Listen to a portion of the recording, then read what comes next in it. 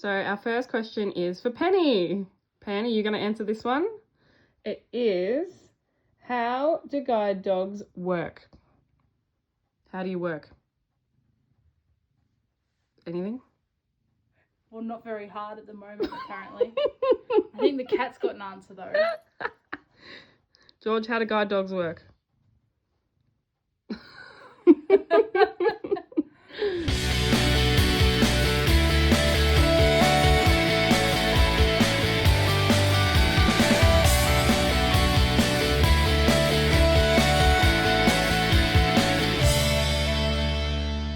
Hey everyone, it's Mel here and welcome back to the channel for another video.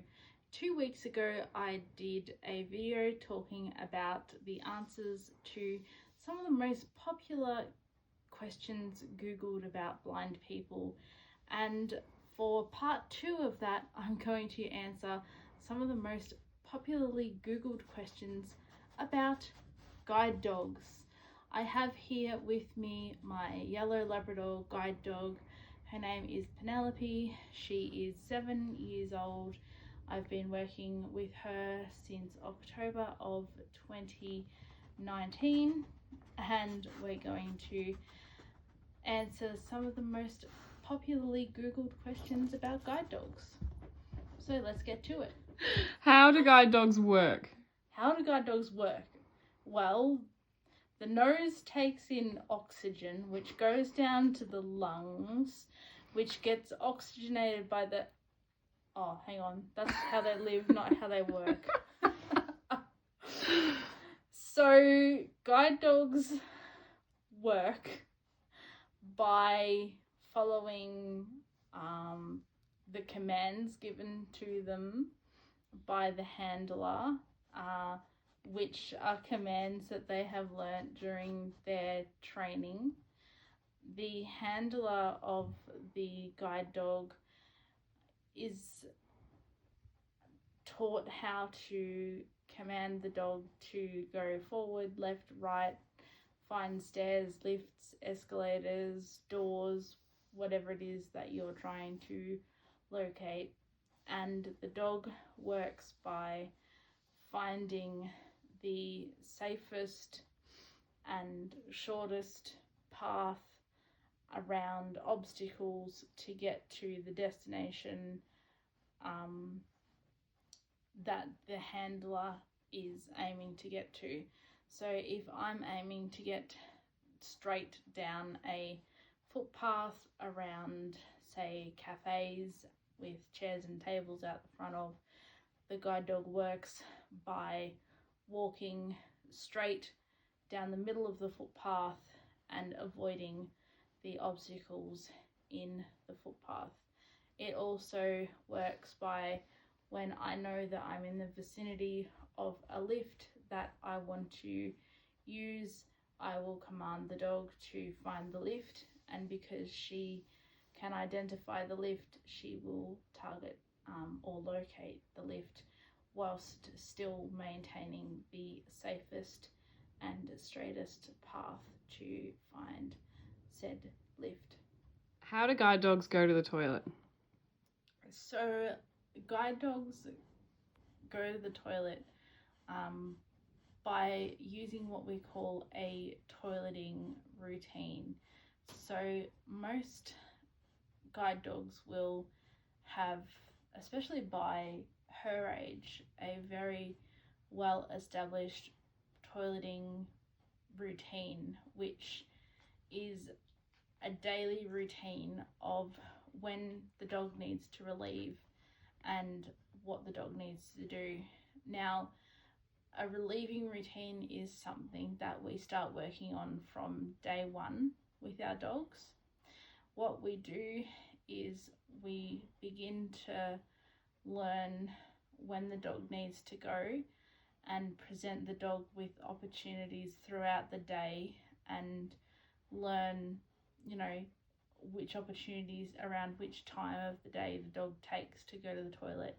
And as you work with the dog for longer and longer, you learn to realise what time of the day the dog is most likely to need to relieve and what the dog is most likely to need to do. I'm fortunate that I'm from a school in Australia that uses a thing called a toileting harness, which is a special strap that goes around the dog's backside that you hook a little bag with handles onto, that you put the dog's tail through one side and it hooks on the underneath of the strap, and the dog's feces lands in that when you put that on the dog when they relieve. So I don't have to pick up my dog's poop every day. I know how to by tracing the dog's back and finding where they go by touch, but I don't have to do that on a regular basis because I've got a toileting harness. So as you learn your dog, you learn what time of the day and what relieving it needs to do. And the other thing about it too is you've always got to be cognizant of the fact that even though, yes, your dog goes at, say, 7 a.m, 12:30 p.m, 5 p.m, and 10 p.m, if you're going to be unable to relieve them at those exact times because you're going to be at a concert or you're going to be working or something like that, you always need to relieve them just before you go inside or on a long train trip or something like that. How do guide dogs get trained? So it kind of depends on the guide dog school. That is the organisation that breeds, raises and trains the dogs as to how they are trained. A lot of schools these days are using positive reinforcement training or food rewards, which associates a positive action with a treat or a food reward. Some schools use clicker training as well as positive reinforcement training, and other schools use a combination of food, clicker and just positive reinforcement by pats and scratches and things like that. When I have learnt how to use my dogs and how to handle my dogs, I've done a little bit of positive reinforcement training, but most of my dog's life with this one has mainly just been positive reinforcement by pat. I don't tend to use food rewards with my dogs, which at the moment for me with my school, I'm lucky that it's still a bit of a personal choice. You don't have to use food rewards all the time. So yeah, it depends on the guide dog school, but it's starting to be the more accepted method across the board, really, that they use positive reinforcement or clicker training. Why do guide dogs walk on the left? So almost all dog training is always done on the left, and guide dogs are no exception. You'll see all other service dogs are trained on the left, and basically, like I said, all guide dog training is done from the left. I always used to assume as well that it was just because the majority of the population was right-handed, so you needed to have your good hand free. I've since been corrected on that matter. Thanks, Mum. But yeah, you will find that all dog training is done from the left, and therefore guide dog training is no exception.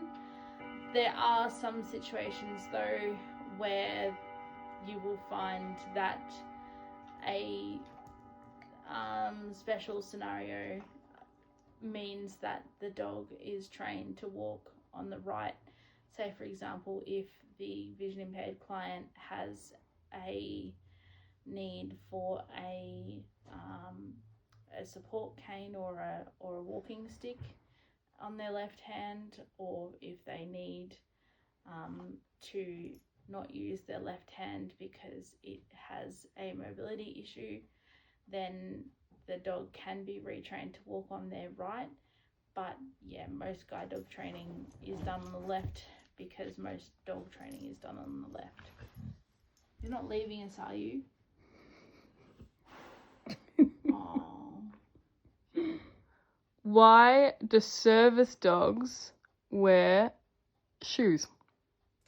So a lot of the time you will see a service dog wearing shoes or boots to protect their paws. Because our dogs are required to alleviate and assist with the signs, symptoms and difficulties of a disability, illness or impairment, our dogs have to go everywhere with us. And there are people in the service dog community who physically, emotionally cannot go anywhere without their dog, in the cold or in the heat and on certain surfaces. So you will see that some service animals, dogs, will wear boots to protect their paws when the pavement is a little bit warmer on a warm day. There are some dogs like Penelope here who don't like things on their feet. So for me, when it's a warm day over about 30 degrees, because the pavement gets too hot for her paws, I have to be very mindful and I actually can't take her out regardless of whether I need her or not. So I have to move to the white cane and use that instead. But that is the main reason, is to protect the dog's paws from heat. Also, some people will wear boots on their dogs if it's really cold. Some people may also put boots on their dog's paws if they're walking on environments that will be uncomfortable for the dog's paws, say if it's really slippery or if they're walking on a lot of metal grating or something like that, like escalators or something like that maybe, but mainly is to protect the dog's paws.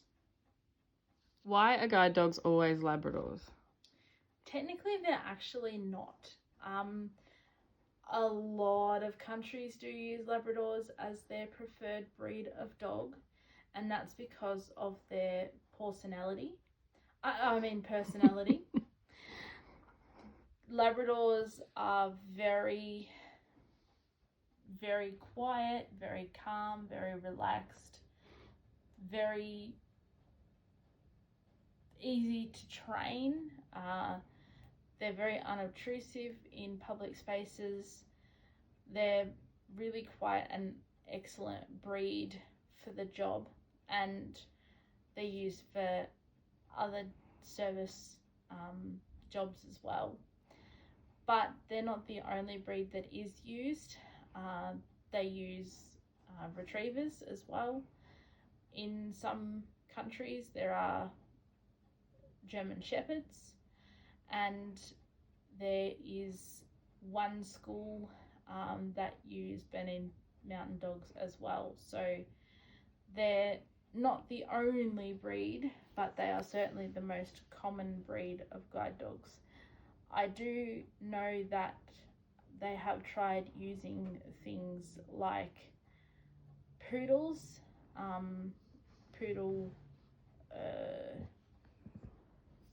what are those things called that I mentioned before? Retriever crosses, and things like that to cut down on the allergen, because poodles don't shed.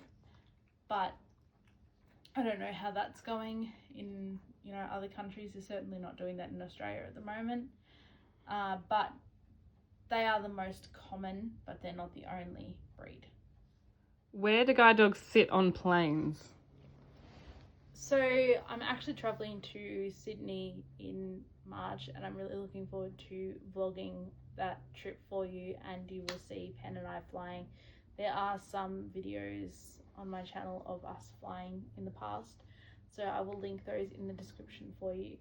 But on an aeroplane, for most domestic flights in Australia, the dog sits with us. We book a seat on the aeroplane and we are allocated the seat next to us, and the dog sits on an absorbent pad in case of any mishaps in the footwell of the seat beside us, and they usually get the window seat. So you will see in my videos in the past and in my vlogs when I fly up to Sydney that there will be the window seat empty beside me, and Pen will be on the floor in front of the window seat, and then my legs will be obviously in front of me on the middle seat, and then the aisle seat will be booked by, well, if you were traveling with someone, it would be booked by the person that you were traveling with, but I'm not traveling with anyone, so it will be a rando stranger probably. And that is where they sit on a plane. All right, this is the last one I've got, and I really like this one. Where do guide dogs sleep? Everywhere? Anywhere? Guide dogs sleep basically as long as you aren't walking somewhere with your guide dog. It is asleep. She sleeps on the bus, on the train, on the plane, sleeps anywhere. When we're at home, I'm a really naughty guide dog handler because this couch behind me here was actually her birthday present. Right? So my dog sleeps on this couch. She sleeps on my bed.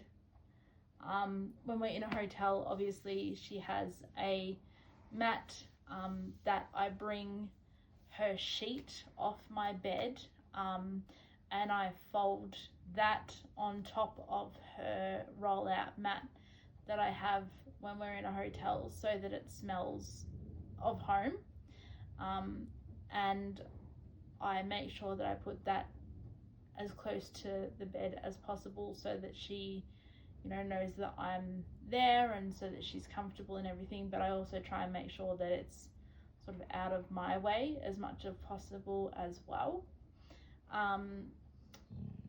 If we're sort of traveling, she'll sleep, like I said, on a plane. She'll sleep on the footwell of the seat next to me. If we're on a train, she'll sleep at my feet or underneath the seat. If we're in a car, depending on whose car we're in, she either sleeps on the back seat, or she goes in the back of the station wagon or in the front footwell, depending on, like I said, whose car we're in and also how far we're traveling. But like I said, guide dogs sleep anywhere. We've been to the football before with 75,000 Collingwood fans, and she's slept before. So, I mean, they can sleep anywhere, and they do. But technically, if you want to be real technical about it, they are supposed to sleep on a dog bed in your bedroom, or on a mat when you go to a hotel or a friend's place. So thank you all for what?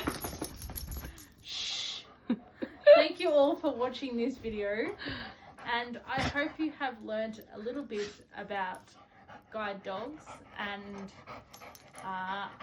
if you have any more questions that you would like me to answer as a person who has had this particular guide dog for 5 years, don't show your butt to the camera. I had this particular guide dog for 5 years, but been handling guide dogs for 12. please let me know in the comments section down below. Come on, virage. Virage. Attendez. Bon chien. Assis. Bon chien. And we look forward to helping you understand guide dogs, blindness, travel, horses, technology, and all sorts of other things in the future. And if you liked it, please remember to subscribe, give a thumbs up, and we'll see you in the next video. Bye! Say bye!